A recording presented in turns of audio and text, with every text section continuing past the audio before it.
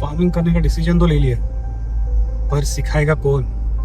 चलिए आज कुछ सीखते हैं नया। नमस्कार निकासका मंडली, स्वागत है आपका एक और नए ब्लॉग में। तो आपने हमारे खेती वाले पहले ब्लॉग में देखा ही होगा कि जो हमारे घर की ज़मीन है वो हमने डेवलप करने का एक डिसीजन लिया है।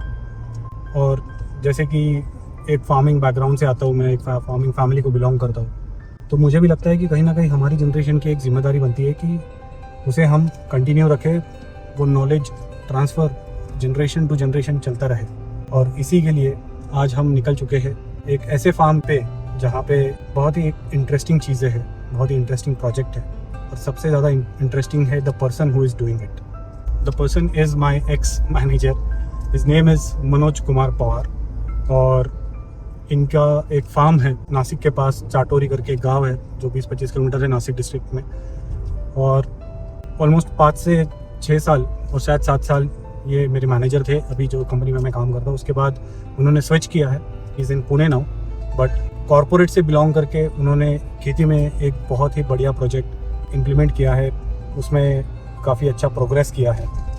और जैसे कि हम लोग भी कॉरपोरेट में काम करते हैं, तो it gives us an ideal example कि भाई अगर आप ऐसा कुछ करना चाह रहे हैं कॉरपोरेट में रह के तो कैसे कर सकते हैं। तो पहले भी जब कंपनी में था उनका काफ़ी सारा गाइडेंस था मुझे मेरी फील्ड में, और अभी इन्होंने खेती में चालू किया काम, तो वहाँ पे भी उनका गाइडेंस लेने के लिए आज मैं उनके फार्म में जा रहा हूँ। और उनका प्रोजेक्ट क्या है तो जैसे कि कहा पहुँच के आपको दिखाएंगे। ऑन द वे है, और टेम्परेचर देखिए 42 डिग्रीज।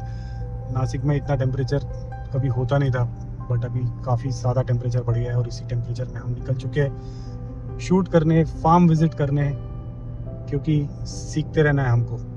तो जमे रहिए।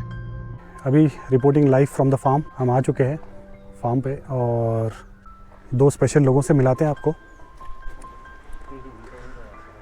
और ये है वो 2 स्पेशल लोग जिनको हम आज मिलने वाले, इनसे बातें करेंगे, थोड़ा डिटेल में जानेंगे।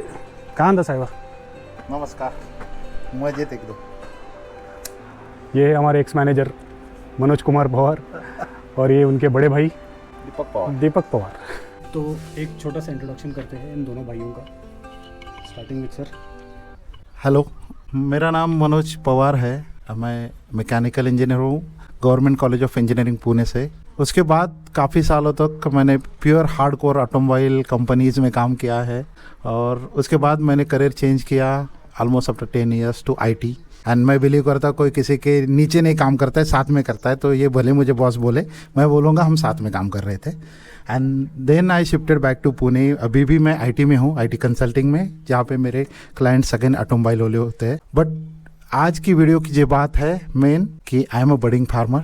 ये कोरोना के टाइम पे हमें ये कीड़ा काटा कि तब ये हमारा जो पुरखों का खेत है, यहाँ पे फार्म हाउस है, यहाँ पे हमें मजबूरी में आना पड़ा एक्चुअली शहर छोड़ के उस 1 साल के लिए। लेकिन तब हमने जाना कि हम कितने क्लोज होना चाहिए सॉइल के साथ। फिर वहाँ से जो जर्नी स्टार्ट हुआ उसको हमने आज भी कंटिन्यू किया है। और thanks to corona work from home अभी भी चालू है। तो हमारे सैटरडे संडे जो इधर उधर हम लोग गुजारते हैं, उससे अच्छा है कि हम खेत में गुजारते हैं। ये है मेरे बड़े भाई। हेलो, नमस्ते, मेरा नाम दीपक पवार है, और मैं नासिक में रहता हूँ। मैं भी इंडस्ट्री में जॉब करता हूँ, केएसबी पंप्स में, और खेत में हम दोनों भाई साथ में आके काम करते हैं। तो पहला कॉन्टेक्स्ट आई थिंक आप सबको क्लियर हो गया रहेगा। These guys come from corporate backgrounds, और आज सॉइल में ये लोग काम कर रहे हैं। So pretty inspiring story. आगे इन्होंने प्रोजेक्ट क्या किया था देखते आगे। सो कॉर्पोरेट में आप सभी को पता है कि people do get paid pretty well, तो सैलरीज अच्छी होती है, सिटी की लाइफ रहती है, which is consider the benchmark now days of a good life style. तो मेरा सवाल यह है पवार साहब आपसे, फार्मिंग ही क्यों? Nice question. तो जब मैंने जैसे बताया था आपको कि कोरोना के टाइम पे हम लोग यहाँ पे रुके, तो मैंने देखा पहले बच्चे सिर्फ नहीं क्या सिर्फ गेम खेल रहे पूरे दिन। ओके, पहले तो मुझे बच्चों को बाहर निकालना था कि पूरे दिन स्क्रीन में मत घुसे रहो। ठीक है, बाहर ज़्यादा नहीं जा सकते, लेकिन ये खेत तो पूरा अपना है, यहाँ तो एटलीस्ट हेल्प चारो। तो वहाँ से हमने चालू किया। और मुझे याद है हमारा पहला वो टाइम पे जो आया था आई थिंक कैरेट्स गाजर के थे भैया, बराबर ना? और एक फोटो भी मेरा मैं आपको दूंगा बाद में। यहाँ पे मैंने टीम मीटिंग में भी दिखाया था कि मैं क्या कर रहा हूँ, देखो मैं यहाँ पे गाजर कारपोरेट में जो गाजर दिखाते हैं यहाँ पे हम सच में उगा रहे थे। So that got me interested कि हम जितना अपने मिट्टी के क्लोज रहेंगे, ओके तो बच्चों का भी स्क्रीन टाइम भी कम होगा और प्लस मैं भी कुछ नया सीख सकता। और तब एक्चुअली खाली टाइम जो था तो आई स्टार्टेड यूटिलाइजिंग इट कि बाकी फालतू वीडियो देखने से अच्छा है कि फार्मिंग पे कुछ करो। तो फिर वहाँ से मैंने वीडियो देखना चालू किया और सेम टाइम मेरे ब्रदर इन लॉ है, he was also facing same issue but he was stuck in Pune. So that time he was also thinking on the same line. तो हमारी बात होती थी। उसके बाद फिर हमने डिसाइड किया कि क्यों ना इसको एक्सप्लोर करते। खेती तो अपनी खुद की है ही, ज़्यादा से ज़्यादा क्या होगा कि नहीं सक्सेसफुल होगा, जैसे हो जाता है ना अपन डिप्लॉय करते हैं कोड फट गया, ठीक है नहीं होगा भाई, बोल देंगे RCA करेंगे, कुछ देखते हैं रूट कॉज एनालिसिस करेंगे।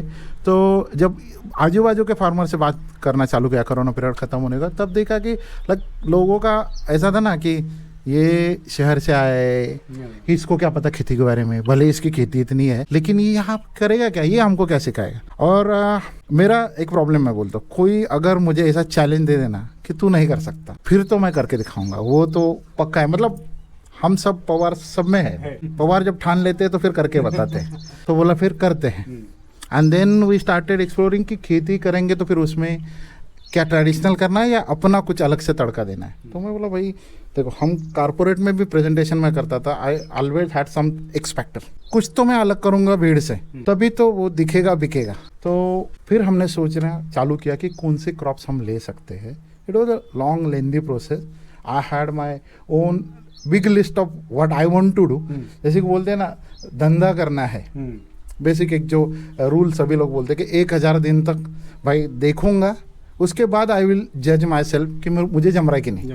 तो जब ये खेती हमने ऑलमोस्ट अभी दूसरा साल है, तो 2 साल पहले जब चालू किया खुद करना, तो पहला ये डिसाइड किया कि 1000 दिन तो मैं इसका नफा नुकसान मैं नहीं गिनने वाला, क्योंकि ये मेरा प्राइमरी सोर्स ऑफ इनकम है नहीं। I have a very good corporate job, still I am IT consultant, लेकिन 1000 दिन I will put my whole efforts और उसके बाद ही मैं उसका बैलेंस शीट बनाऊंगा, फिर देखूंगा इसको कंटिन्यू करना है नहीं। और नसीब से अब तक तो अच्छा ही चल रहा है। It's really good. तो अभी नेक्स्ट टॉपिक इज, फिर आपने खेती में अभी चालू कहाँ से किया और what are the crops that you are taking और कैसा रहा है अभी अब तक का जर्नी? जब हमने डिसाइड किया कि अभी इसमें घुसना ही, खेती करना ही है, तो ऑब्वियसली अपना कॉर्पोरेट से अपन जो भी सीख के आए एनालिसिस वो किया, फिश बोन YY 5Y जो करना है। फिर वहाँ से फिर मल्टीपल क्रॉप्स थे जो अंडर कंसिडरेशन थे, जैसे मतलब आप ड्रिप इरिगेशन से गन्ना, जो नॉर्मली यहाँ मेरे गांव में 90% वही दिखेगा, क्योंकि इलाका ऐसे गोदावरी नदी आधे किलोमीटर पे बहती, तो पानी की कोई कमी नहीं। लेकिन मेरा खुद का क्राइटेरिया ऐसा था ना कि हम कॉर्पोरेट प्रेजेंटेशन जो भी करते थे, एक पॉइंट हमेशा होता था सस्टेनेबिलिटी। तो मुझे क्रॉप ऐसा चुनना था कि जो सस्टेनेबल हो, जो नेचर से पानी जो कि कम वाला रिसोर्स है, बहुत स्कैर्सिटी हो जाता है कभी कभी, तो वो कम से कम ले। तो इसके लिए हमने बहुत सारे क्रॉप्स को इवेल्युएट किया। ये जो साइकिलिक क्रॉप्स है जो कि साल में लेट से 1 बार आता है, 2 बार या 9 महीने का साइकिल है, उसमें वो है कि आप उसको लगाओ, पानी दो, सिंचाई करो, then you harvest and you do it again over and over. लेकिन मैं रहता हूँ पूना में, ये गांव है चाटोरी, नासिक के पास 30 किलोमीटर, तो हमेशा आना पॉसिबल नहीं होगा। तो फिर सोचा कि क्यों ना मैं कोई फ्रूट के बारे में सोचूं। फिर फ्रूट में भी बहुत सारे ऑप्शन थे और स्पेशली नासिक है तो ग्रेप्स ही सबके मन में आता है, ग्रेप वाइन इसी के लिए नासिक फेमस है। तो ग्रेप का भी सोचा, लेकिन ग्रेप जो है ना बहुत लेबर इंसेंटिव है, मतलब लेबर्स बहुत लगते हैं और आजकल ऐसा हो गया है कि वो थोड़ा चैलेंज है। तो हम सोचे फिर और क्या कर सकते हैं, ऐसा कुछ लगा। और ये अपना गांव के बाजू में ही खेती है, तो ऐसा भी नहीं कि क्रॉप पे मतलब बाकी एनिमल्स आके उसको तहस नहस कर, ऐसा कुछ चाहिए जो खुद को भी प्रोटेक्ट कर सके, पानी कम से कम ले और थोड़ा रफ एंड टफ टाइप्स, मतलब जो क्या बोलते हैं, गाँव खेड़े में भी रह चुका है, शहर में भी रह सकता, मतलब जो अपना वड़ा पाव खा के भी खुश है और ताज में भी मस्त डिनर करता है, but carry well both side he can carry well. तो ऐसा क्रॉप फिर हमारे नज़र में आया ड्रैगन फ्रूट, जो कि कम से कम पानी लेता है और वो क्या है ना, कांटों वाला पौधा है, तो जानवर उसको ये खाते नहीं है, हाथ में लगाते, पानी कम से कम, और थोड़ा उसका जो भी होता है पानी का साइकिल थोड़ा आगे पीछे हो गया तो सहन कर लगता है, रफ एंड टफ है, क्योंकि ये ट्रॉपिकल फ्रूट है, साउथ अमेरिका से है, Vietnam is number 1 in the world for that. लेकिन सस्टेनेबल है लॉन्ग टर्म में। और एक बार लगाया तो आई थिंक कितना था, तो 15 साल चलेगा ना। हाँ 15 साल तक 15 साल, तो 15 साल ऐसा समझ लो एफडी कर दिया अपन ने, ठीक है। और एफडी का क्या है ना, हम जो बोलते हैं ना लॉ ऑफ क्यूमुलेशन, तो उसको थोड़ा टाइम देना पड़ता है। इसलिए मैं बोला वो 1000 दिन का रूल है अपना, 3 साल चुप बैठेंगे, देखेंगे 3 साल में कितना जम रहा है, and then I will make a first comment कि ये सक्सेसफुल है कि नहीं है। By the way in between बता नहीं सकता वो सक्सेसफुल है, लेकिन still I will wait for 3 years to complete. So जैसे कि आपने देखा, और जो प्रोजेक्ट के बारे में हम बात कर रहे थे, तो ड्रैगन फ्रूट का प्रोजेक्ट है जो इन्होंने ऑलमोस्ट अभी 2 साल हो जाएंगे, आई थिंक ये जून में, नहीं 2 साल हो चुके हैं शायद, आई थिंक इट वाज ये second year होगा। February 2024, yes, right. 2 साल हो गए। हाँ, और टाइम में प्लांटेशन किया था जब कोई करता नहीं था। चलो इसी बात पे अपन नेक्स्ट टॉपिक पे चलते हैं। तो सुनने में ये सब बहुत अच्छा लगता है, बट एक चीज़ होती है कि उसके पीछे की मेहनत होती है जो सिर्फ करने वाले को पता रहती है। सो मनोज सर, हमें थोड़े चैलेंजेस के बारे में बताइए, आपने जो ये 2 साल में आपने फेस किए हैं। राहुल, मैं वही बोलूँगा, ऑफिस में भी हमेशा बोलता था डेली हडल पे, चैलेंज ही हमें जिंदा रखता है। चैलेंज है तभी जीने का मजा है। इवन आपका ईसीजी में भी स्पाइक्स नहीं है तो यू आर कंसिडर्ड डेड। तो चैलेंजेस तो आना ही चाहिए। और जबकि हमारे लिए था ये पूरा ग्रीनफील्ड प्रोजेक्ट, फील्ड का प्रोजेक्ट पूरा ग्रीनफील्ड था, क्योंकि अब तक किया ही नहीं था भाई। एकदम 40s में डायरेक्टली स्टार्ट कर रहे खेती। तो अब तक हमारा कैसा था कि कभी हार्वेस्टिंग पे पापा ने बुला लिया, आ जाओ साथ में थोड़ा, या बोरी इधर से उधर करना है, उतना ही इन्वॉल्वमेंट होता था खेती में। बाकी कभी ये भी नहीं, मैंने पानी भी नहीं दिया था कभी खेती में इससे पहले। लेकिन जब ये खुद से करना चालू किया तो भाई ये मतलब ऐसा होता है, पूरा मदर वाला फीलिंग रहता है। क्रॉप्स आर योर बेबीज, और बेबी तो एक बार रो देगा, उसको कुछ ठीक से नहीं मिल रहा है, तो क्रॉप तुम्हें वो भी नहीं है, तो आपको समझना है हर चीज। और फर्स्ट ईयर मैं बोलता हूँ बहुत लर्निंग थी, बहुत बहुत ही ज्यादा लर्निंग थी, लेकिन दैट मेड अस टफ। पहला तो जब चालू किया तो पूरा लेबर पे डिपेंड है, क्योंकि पूरा जब आप बनाते हो कोई ड्रैगन फ्रूट का फार्म तो लेबर लगते हैं, ओके। और फिर पता चला कि कॉर्पोरेट में जैसा रहता है कि I will send by EOD, तो ईओडी जाना ही चाहिए, नहीं तो फिर इंक्रीमेंट रुक जाता है। यहाँ वैसा कोई है ही नहीं भाई। तो पता चला लेबर ने ले लिया एडवांस, और सर कल सुबह से हो जाएगा काम चालू। पता चला सुबह, अरे नहीं सर आज तो छुट्टी का दिन, आज गुरुवार है, बाजार के दिन थोड़ी ना कोई काम करता है, वो आएंगे शुक्रवार, फिर ऐसा वैसा, ये है वो है, इधर शादी है, उधर जाना है, ऐसा करते करते वो लेट करते, मतलब जब हमने दिसंबर में प्लान किया था प्लांटेशन, वो फरवरी तक चला गया। तो पहला एक समझ में आया भाई, दूसरे के भरोसे पे धंधा नहीं हो सकता। सही बात है। तो खुद को उतरना पड़ेगा, you have to get your hand dirty. जैसे हम मैकेनिकल इंजीनियर है, देखो ये यहाँ भी मैकेनिकल इंजीनियरिंग अपनी दिख रही है वैसे। तो मैकेनिकल इंजीनियर है हार्डकोर अपन, लेकिन आईटी से कि आज मैं कोडिंग कर सकता, तुम कर सकता हो, एआई में अपन लोग एक्सपर्ट है, तो सीख तो कुछ भी सकते हैं। फिर मैं बोला अगर कुछ प्रोजेक्ट करते हैं हम तो कितना बारीक सोचते हैं नौकरी में, जो कि दूसरे किसी के लिए करते हैं, मतलब प्रोजेक्ट सक्सेस हो ही जाते हैं हमारे, लेकिन जब एक्स्ट्राऑर्डिनरी सक्सेस मिलता है तो credit comes from manager to ये, मतलब किसी और के सपने के लिए अपन जी जान लगा देते हैं, और ये तो खुद का सपना है, यहाँ पे तो बनता ही है।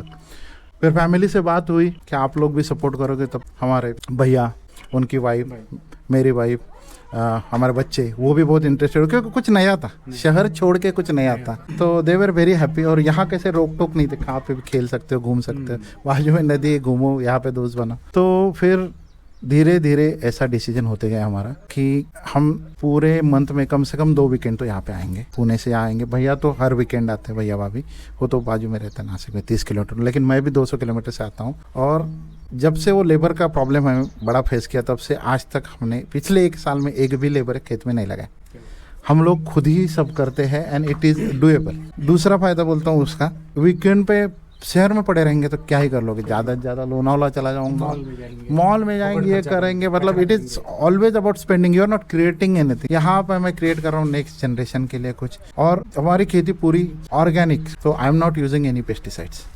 तो वो क्रॉप यील्ड में भी दिखता है। पिछले साल हमने नोटिस किया, जबकि हमारा लर्निंग वाला साल था, लेकिन तब हमने जो फीडबैक मिले हैं जो हमारे फ्रेंड्स एंड फैमिली कस्टमर्स में, इतने बढ़िया फीडबैक्स है कि this year we are thinking कि मार्केट में जाके बेचेंगे ही नहीं, ये जो ऑर्डर्स है हमारे फैमिली एंड फ्रेंड्स वाले उसमें करेंगे। हाँ, लेबर में मैं बोलता हूँ, लेबर में सीन अभी ऐसा हो गया ना, they will sit idle but they will not work. Reason is like government is coming with so many scheme, they get free money, और कोई भी चीज़ फ्री होती है ना उसकी कोई वैल्यू नहीं रहती। तो अभी ऐसा हो गया कि दे डोंट वर्क, ठीक है, तो यहाँ पे काम भी अपन ही करते हैं, लेकिन इट्स वर्थ इट। मैं बोलता हूँ कि इतना मजा आता है खेत में काम करके ना, मतलब आप सिटी में हो तो हो सकता है आपको हेडेक हो जाए, ये हो जाए, रात को नींद नहीं आए, स्क्रॉल कर रहेगा। यहाँ पे आप काम करो मेरे साथ खेत में, रात को 9:30-10 बजे आपको नींद आनी ही आनी। सर्कैडियन रिदम जो है ना, मैं आपको ना 24 घंटे में सेट कर दूंगा। मेरे साथ एक दिन खेत में काम करो, सैटरडे संडे वीकेंड पे आओ, खाना पीना मैं खिलाता हूँ, रहने की व्यवस्था यही पे, सबके लिए ऑफर है। कभी भी आ जाना, नंबर राहुल भाई से ले लेना, नहीं तो मेरे वेबसाइट से ले लो।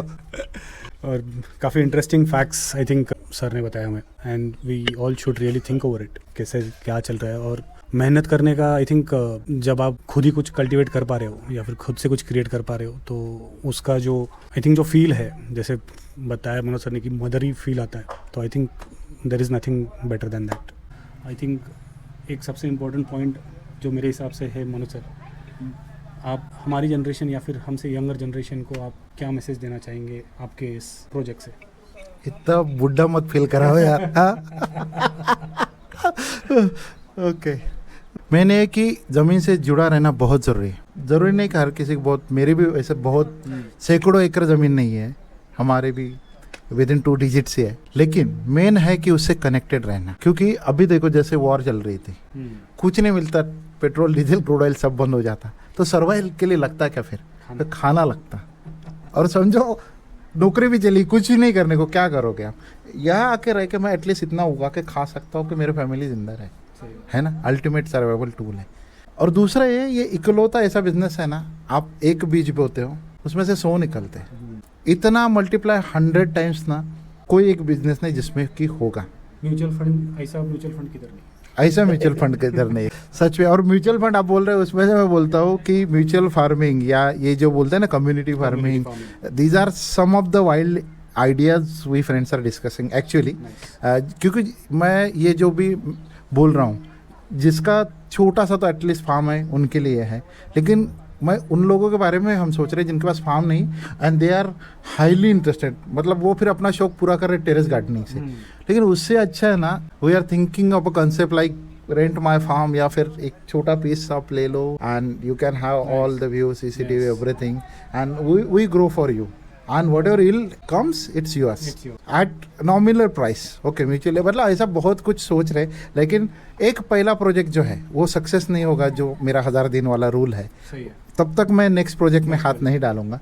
लेकिन मैं सबको यही बोलना चाहता हूँ कि आपकी किधर भी कितनी थोड़ी भी ज़मीन है और आपके माँ बाप वहाँ पे ये कर रहे हैं और आप बस दिवाली में या समर वेकेशन में एक दिन के लिए जाते हो, वो गाइस अच्छा नहीं है। देखो वीकेंड पे ना घर पे पड़े रहे, ज़्यादा से ज़्यादा क्या कर लोगे, होटल में जाके खाना ही खा लोगे।